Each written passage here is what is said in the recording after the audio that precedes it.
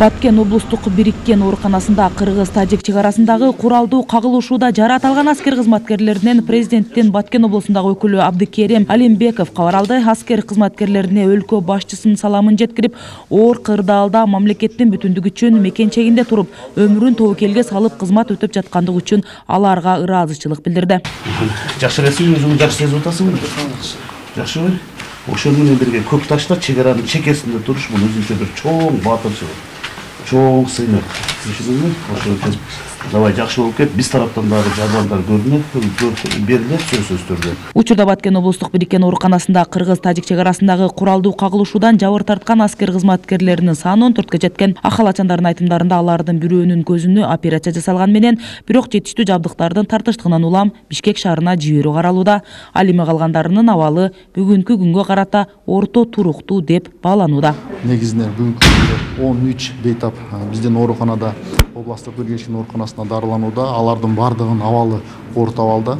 Ал эми бир бейтапты биз Бишкек шаарына которуп атабыз. Себеп дегенде ошол осколка көзүнө тийип, көзү жаракат алган. Ошондуктан бизде бул жерде тийиштүү операция жасалды. Анан өзгөчө ошол Бишкек шаарына операция муктаж. Ошондуктан биз ошол Бишкек шаарына бүгүн жөнөтүп жатабыз. Калган 12 бейт биздин ооруканада дарыланып, ушул жерде тийиштүү дары-дармектерин алышып дарыланат. Баткенде башталган окуядан кийин эле Ош шаардык бириккен клиникалык, Ош облустук бириккен клиникалык, Кадамжай жана Кызыл Кыя дарыгерлер практикалык борборунан атайын адистер ыктыярдуу иштөөгө келишкен. Алар ооруканаларда, аймактарда, жерлерде элдер менен иштеп жатат. Ал эми эвакуацияланган элдер менен иштөөгө 2 дарыгер, 1 медайым бөлүнүп, элдин саламаттыгын текшерүүгө алууда. Ошондой эле эвакуация болгон жарандар боюнча биз жеринде ушул Баткен шаарында азыр ар бир эвакуация болгон жерге биз 1 дарыгер, 1 медайым, ошондой эле амбулатордук деңгээлде керектүү дары-дармектер менен камсыздаганбыз. Ошондой иш алып барып атабыз. Ал эми ошол күнү 10 тез жардам бригадасы иш алып барды. Дарыгерлер тобу өзүңөр билесиз, 4 көчө жабылган учурда ал жака тез жардам кызматы өтө кыйын. Ошондуктан биз Лелек жалпы дарыгер практика борборунан 2 тез жардам унаасы, ошондой эле Самаркандек жалпы дарыгер практикалык борборунан 2 тез жардам унаасы болуп, арткы көчөдө ошо медициналык жардамды бакылбаш үчүн ошол жерде кылганбыз.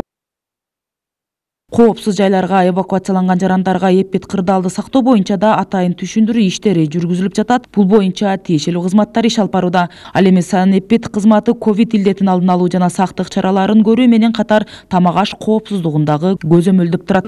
Бул боюнча санэппит көзөмөл борбору ар бир эвакуация болгон жерлерде өзүнүн кызматкерлери бар. Бир эле ал ковид эмес, ал жерде тамак аштын коопсуздугу да турат. Ошондуктан азыр кышкы сезон суук, ковид убагы, ошондуктан биз ал жерде санитардык эрежелерди сактоо боюнча бул санэппит көзөмөл кызматкерлери иш алып барууда.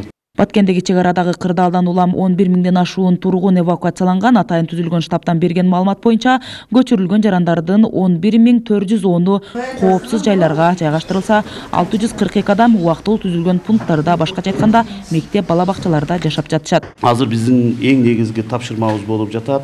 Бул биринчиден ошол күнү эвакуация болгон элдерди толугу менен өз үйлөрүнө жайгаштыруу. Андан тышкары чек араны дагы күчөтүлгөн тартипте алардын коопсуздугун, чек арага жакын жайгашкан элдин коопсуздугун камсыз кылып берүү. Кошумча мамлекет тараптан дагы аларга жардам берүү.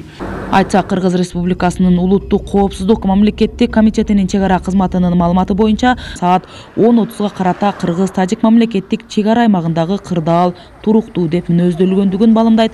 Бүгүнкү күндөгү кырдаал чек арадагы жалпысынан көзөмөлдө болуп турат. Туруктуу деп азыркы бүгүнкү күндө мен айта аламын. Бирок чек ара маселесин биз чечишибиз керек. Чек ара маселеси чечилме сайын бул чыр чатактар токтоп калат. Эч ким кепилдик бере албайт. Бул багытта мен ойлойм жанагы өкмөт аралыктагы комиссиялар иштейт деп. Биз 27 январь күнү биздин область администрациясында ыкчам штаб түзүлгөн. Ал штабтын эң негизги тапшырмасы ошол жерде бүт болуп жаткан нерсенин маалымат топтоо, ошону менен бирге аларды талдоо жүргүзүүдө мага маалымат берип, бир жерден башкаруу системасын уюштуруу болуп келди. Бирок биз ушул башкаруу системасын баары мен көзөмөлгө алып туруп координировать этип турдум. азыр комиссия түзүлүп ошол Кыргыз-Тажик чегарасындагы жайгашкан айылдарда жана зыян тарткандардын канча зыян тартты ошону тактап чыгуу маселеси дагы турат. Учурда Баткенде абал туруктуу, бирок бүгүн дагы эки тараптуу сүйлөшүүлөр болоору айтылууда. Эки мамлекеттин атайын кызмат өкүлдөрү күч түзүмдөрүнүн жетекчилери ортосунда болот. Жолугушууда алдын ала айтылган маалыматтар боюнча чек ара маселелери каралышы мүмкүн. 2 күндөн бери Тажик мамлекетинин бийлиги өкүлдөрү менен жолугушуу болуп турат. Азыр биздин Баткен областыбызда генерал Ташиев дагы келип өзүнүн группасы менен иштеп кечээ күнү тажик тараптар менен жолугушуу өткөрүп, бүгүн дагы генерал Ташиев өзүнүн коллегасы менен тажик тараптан жолугушууну күтүлүүдө.